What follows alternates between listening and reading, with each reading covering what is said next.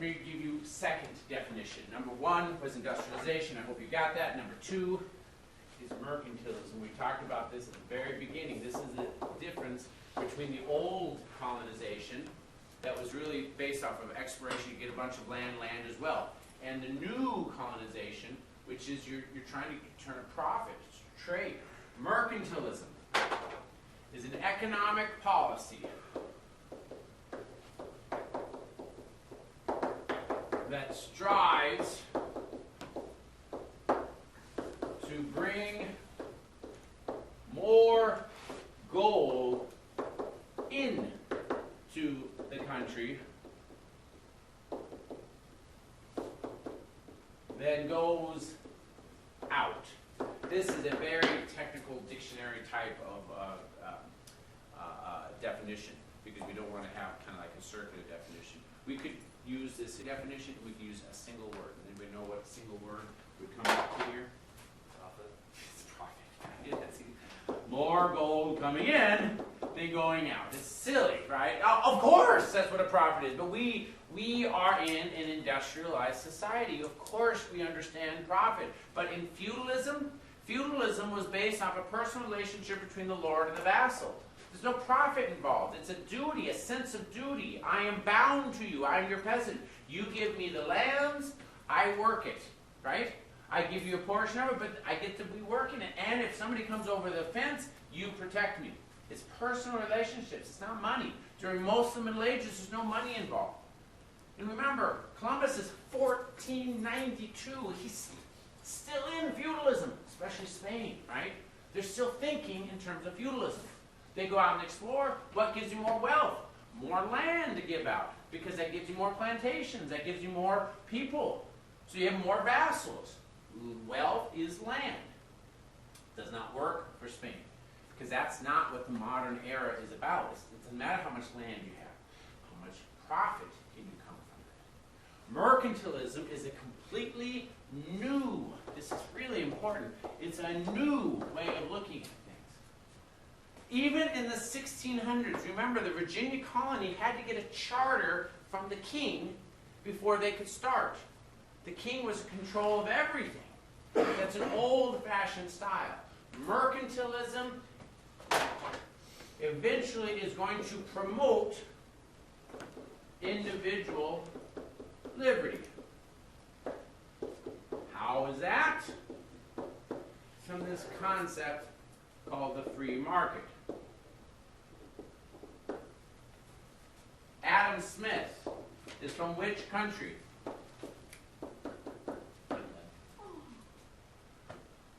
Are we shocked? Where is the Enlightenment starting from? From England. All these concepts of the Enlightenment, of new technologies, of new discoveries, they're all tied together. And so the new market is also tied together. Individuals, we believe they're endowed by their Creator with certain unalienable rights. Among these, life, liberty, and the pursuit of happiness, or your ability to have private property. The point is liberty. And this helps to push mercantilism. I said the United States break away because of mercantilism. Well, in a grand scheme of empires, what that means is that when we look at England, France tried to do this, the Dutch did this, Spain, I don't think ever tried. That's why they failed. So England, France is actually physically way bigger than England, and then the Netherlands, okay. What you do is you have colonies. England has colonies because everybody else had colonies. In the beginning, it was Spain, and Spain had huge colonies. But remember, Spain had feudal colonies. So they went over there and they sent people like you would send vassals. Didn't work so much. When England started this, they also kind of did that. The United States, you know, you have just a few little outposts.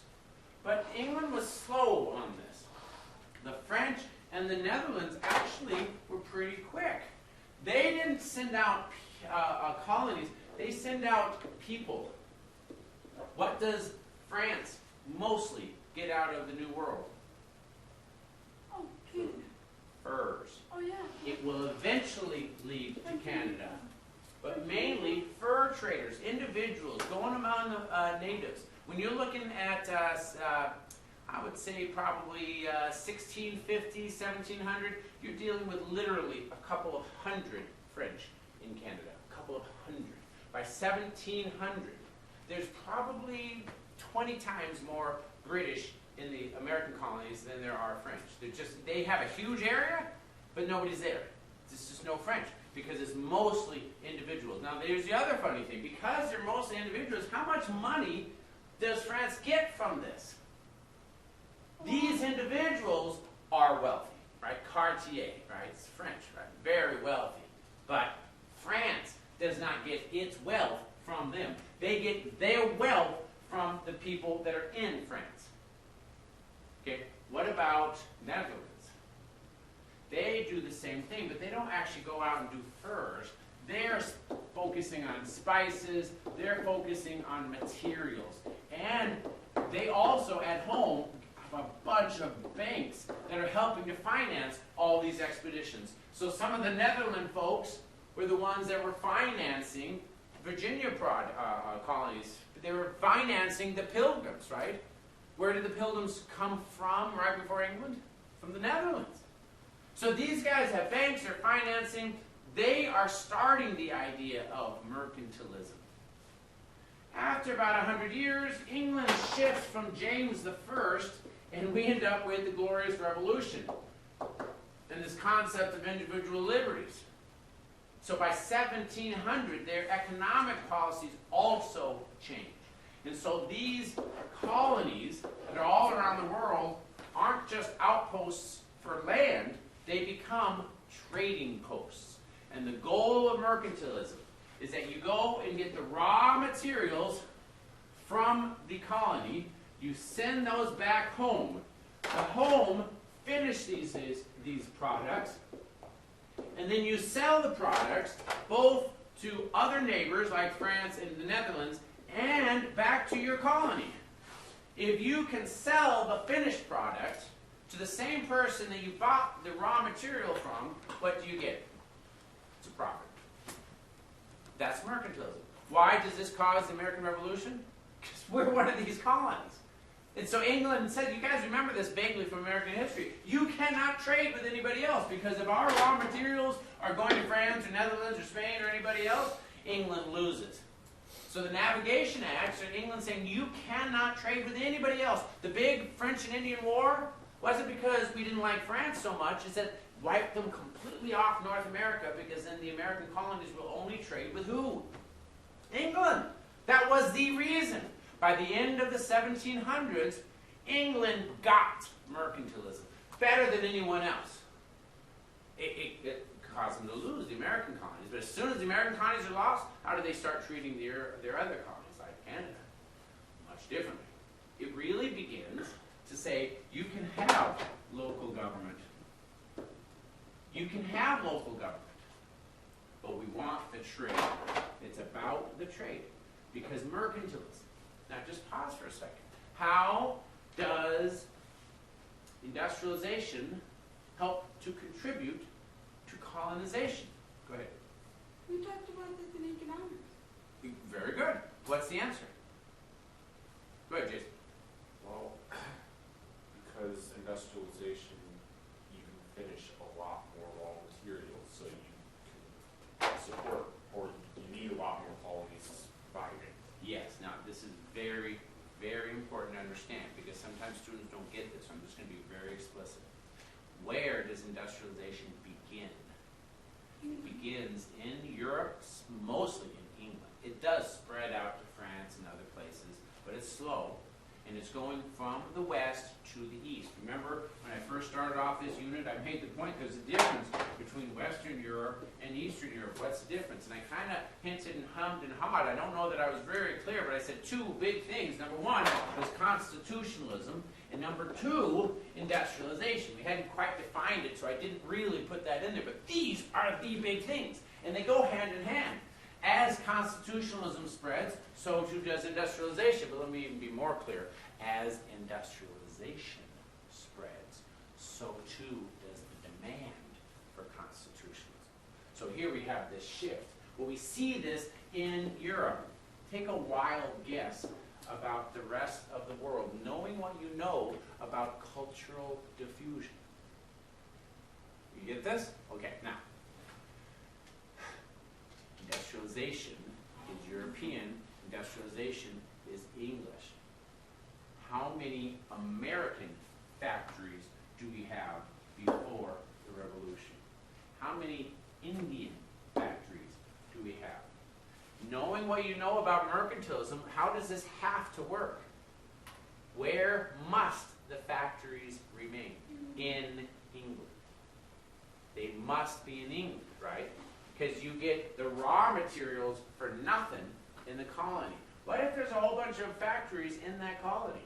Why would they give you the raw material? They need it, right? So you have no incentive to build the factory there. You build the factory back home.